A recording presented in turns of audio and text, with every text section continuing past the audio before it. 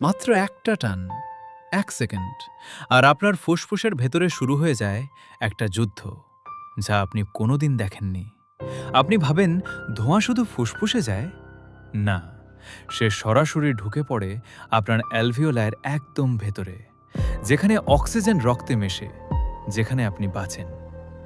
একটি ফুসফুসে আছে প্রায় ৩০ কোটি অ্যালভিওলাই, প্রতিটি বেলুনের মতো নরম, স্বচ্ছ, জীবন্ত। কিন্তু একটা সিগারেটের ধোঁয়ায় থাকা ৭,০০০ রাসায়নিক এই বেলুনগুলোকে কি করে জানেন? ধোঁয়া ঢোকার সাথে সাথে শ্বাসনালী সংকুচিত হয়।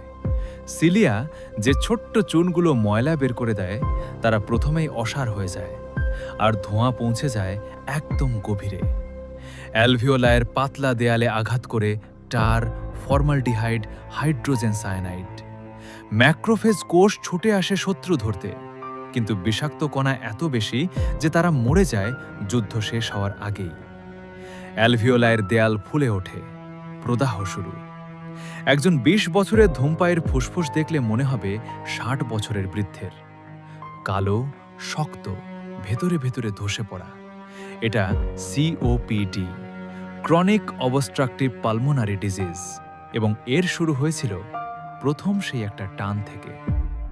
আপনি ভাবছেন একটাতে কি হবে? বিজ্ঞান বলছে একটিমাত্র সিগারেট অ্যালভিওলায়ের সারফ্যাক্টেন্ট লেয়ার নষ্ট করতে পারে। এই লেয়ার না থাকলে অ্যালভিওলাই ভেঙে পড়ে নিজের ভেতরেই।